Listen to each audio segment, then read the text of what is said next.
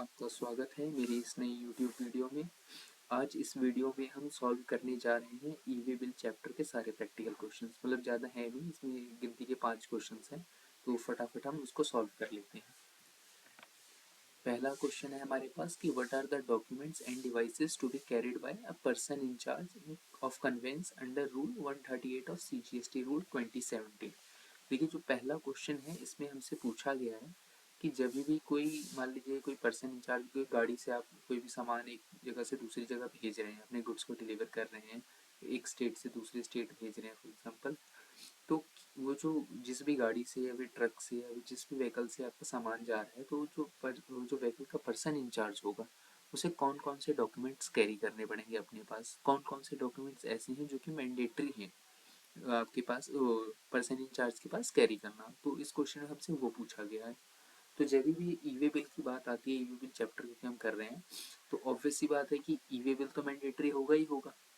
क्योंकि इसमें क्या होता है कि अगर जब भी आपको 50,000 से ऊपर का कंसाइनमेंट जा रहा है, जब भी आपको 50,000 से ऊपर का कंसाइनमेंट जा रहा है, तो आपके लिए e-way bill e way bill carry करना मैंडेटरी हो जाता है। हाँ, सही है, ई-वे बिल आपका कैरी करना मैंडेटरी हो जाता है। प्लस उसके साथ आपको और क्या चाहिए होता है, उसके साथ आपको टैक्स इनवॉइस या बिल ऑफ सप्लाई, जैसा भी केस हो, वो आपके लिए ले जाना मैंडेटरी है।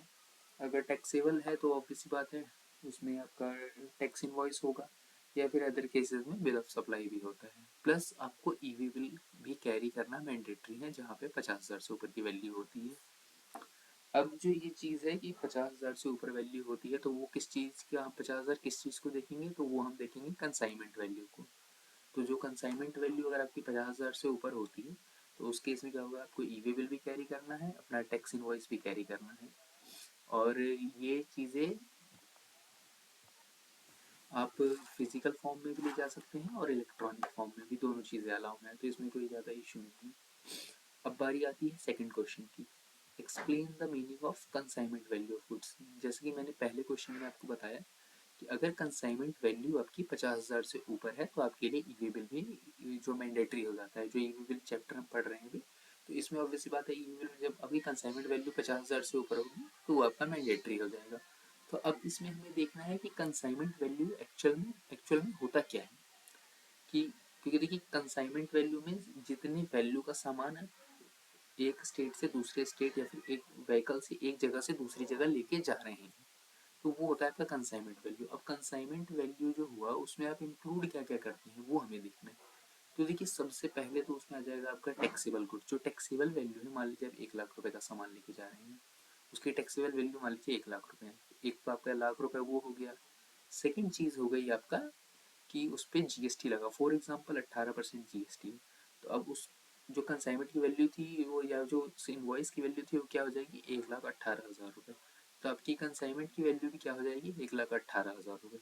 प्लस इसमें मान लीजिए कुछ स्पेयर पार्ट्स वगैरह भी थे 5-6 हज़ार रुपये के, तो वो भी आपका उसमें ऐड हो जाएगा। लेकिन कोई ऐसा गुड्स है जो कि एग्जेम्प्ट है, मान लीजिए कुछ एग्जेम्प्टेड गुड्स आप लेके जा रहे हैं 50,000 का इन एडिशन उससे, जो 1,18,000 या 1,23,000 जो भी हमने अभी पढ़ा, कि उसके एडिशन में कुछ लेके जा रहे हैं और वो अगर एग्जेम्प्ट है, तो क्या हम उसको कंसाइनमेंट वैल्यू ऑफ गुड्स में इंक्लूड करेंगे? तो the answer is no, we will not include that exempted amount in our consignment value of goods.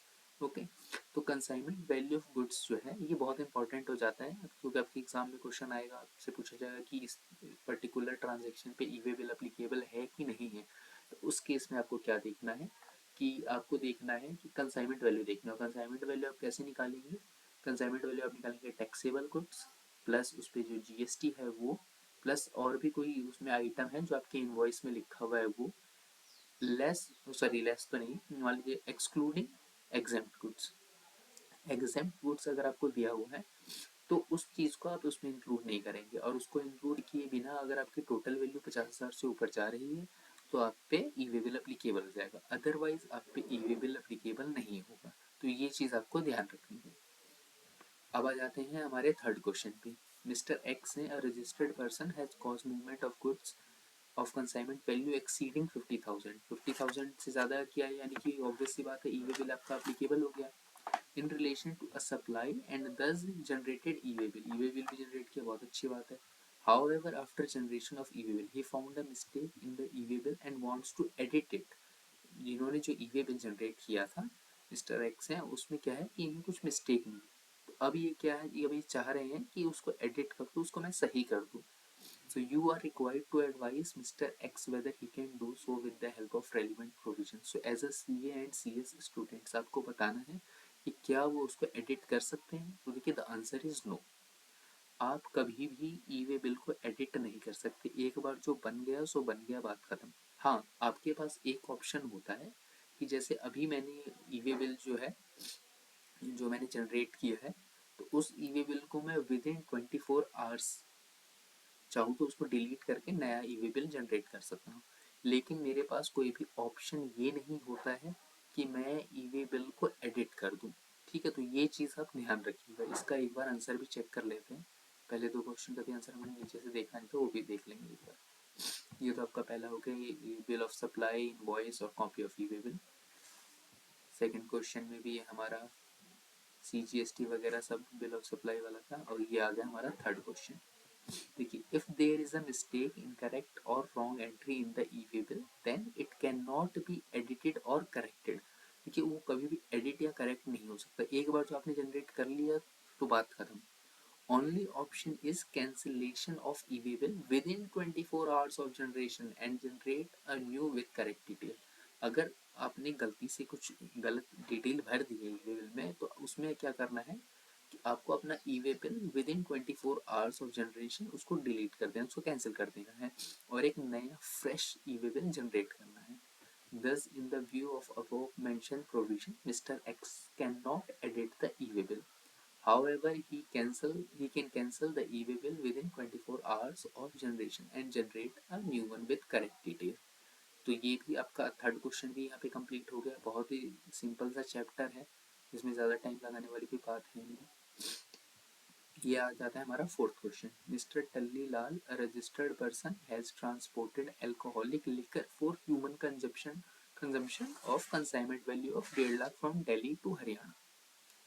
ये कोई मिस्टर टल्ली लाल है। अब पता ही है कि नाम ही ऐसा है, तो ऑब्वियस सी बात है शराब वगैरह ही पीते होंगे। तो इन्होंने अपना कुछ सामान है 1.5 लाख का, जो कि अल्कोहलिक लिकर है, उसको दिल्ली से हरियाणा लेके गया। और उसकी वैल्यू कितनी थी, कंसाइनमेंट वैल्यू 1.5 लाख, यानी कि 50,000 से ऊपर थी। और इन्होंने क्या है कि ई वे बिल जनरेट नहीं किया। तो आपको बताना है कि जो अभी ये मिस्टर टल्ली लाल है, इनके जो एक्शन है वो करेक्ट है या नहीं है। तो देखिए क्या होता है कि जैसे ही कोई भी आपका सप्लाई 50,000 से ऊपर जाता है, कंसाइनमेंट वैल्यू जाते हैं और आप मूवमेंट ऑफ गुड्स कर रहे हैं, तो उस केस में आप पे ई वे बिल अप्लीकेबल हो जाता है। लेकिन कुछ केसेस ऐसे हैं जिसमें गवर्नमेंट ने इन्हें एग्जम्पशन दे रखी है, और उनमें से ही एक केस होता है अल्कोहलिक लीकर का।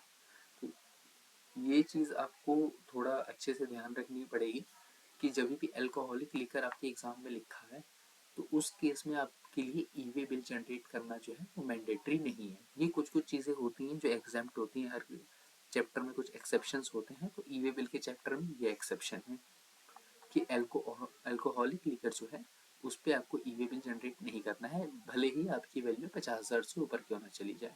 50,000 चले जाए, 50 लाख चले जाए, उससे फ़र्क नहीं पड़ता। ई वे बिल आपको इस केस में, इस पर्टिकुलर केस में जनरेट नहीं करना है। अब इसका आंसर भी देख लेते हैं एक बार।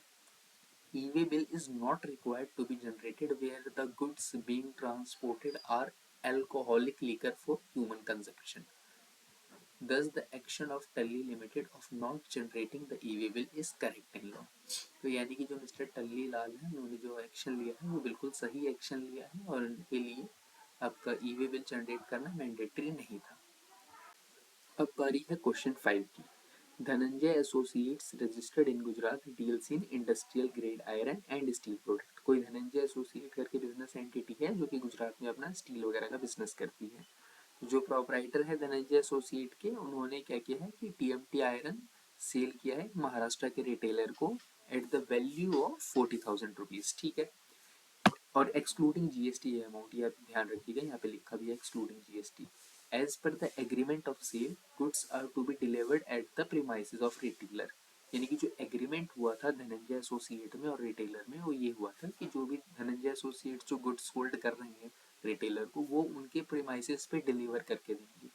यानी कि जो महाराष्ट्र में जो उनका बिजनेस एंटिटी जहाँ पे भी उनका है, मान लीजिए वर्धा, नागपुर, कहीं भी जहाँ पे उनकी एंटिटी है, तो उस जगह पे वो इसे डिलीवर करके देंगे।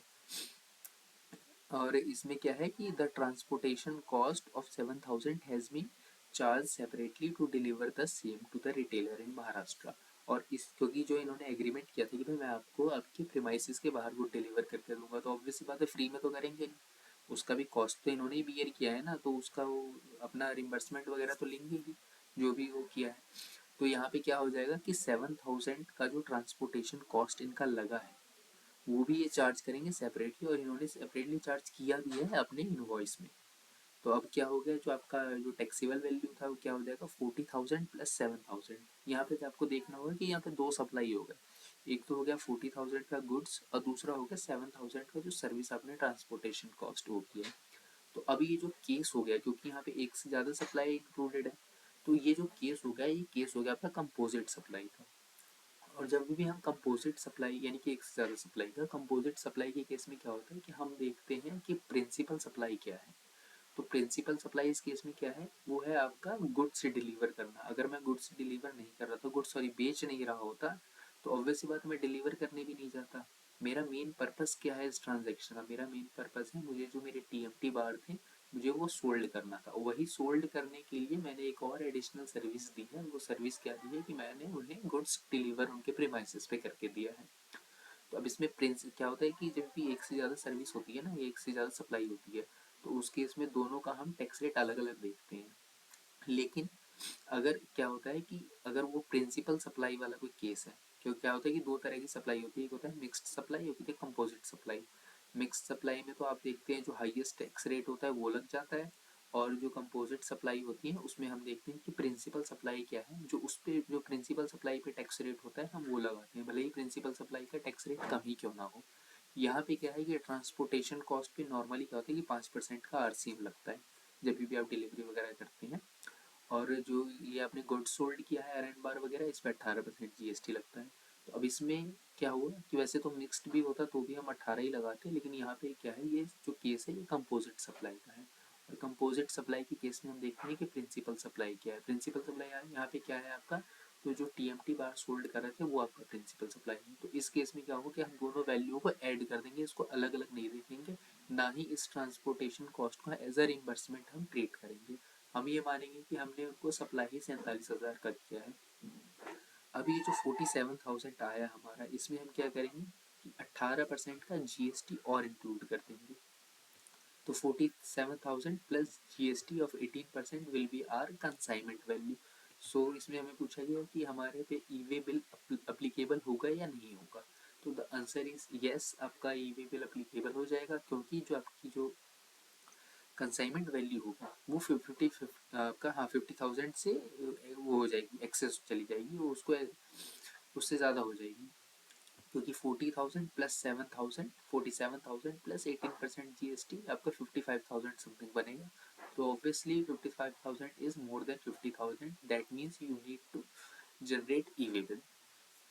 तो फिलहाल इस चैप्टर में इतना ही, ज़्यादा ये बहुत ही ईजी सा चैप्टर था, ज़्यादा कुछ था नहीं इसमें, वो इसका आंसर भी The consignment value of goods is the value determined in accordance with provision of section 15. section 15 क्या कहता है, value of supply। तो value of supply जो हमें determine करना है उसके बाद ये section हमें बताता है, और इसमें हमें दिया गया है कि हमें जो ये हमारी valuation हमने की है, तो valuation कैसे की है consignment value की। तो देखिए सबसे पहले तो क्या है कि यहाँ पे फ्रेट की जो ये लाइबिलिटी थी ये सप्लायर की लाइबिलिटी थी, और तो ये केस जो हो गया ये आपका कंपोजिट सप्लाई का केस हो गया, जैसे कि हमने ऊपर डिस्कस किया था। तो जो फ्रेट चार्जेस हैं इसको हम प्रिंसिपल सप्लाई में ऐड कर देंगे, और प्रिंसिपल सप्लाई हमारी यहाँ पे क्या थी कि जो हमने टीएमटी बार सोल्ड किए थे वो हमारी प्रिंसिपल सप्लाई थी। तो इसीलिए 47,000 हो गया, और उस पर आपका 18% जीएसटी 55,000। तो इस केस में क्या होगा सॉरी तो इस केस में क्या होगा कि जो आपका ई वे बिल जनरेट करना है वो आपके लिए मैंडेटरी हो जाएगा। तो फिलहाल इस चैप्टर में इतना ही, मिलते हैं आपसे अगली वीडियो में, ताकि तब तक के लिए धन्यवाद।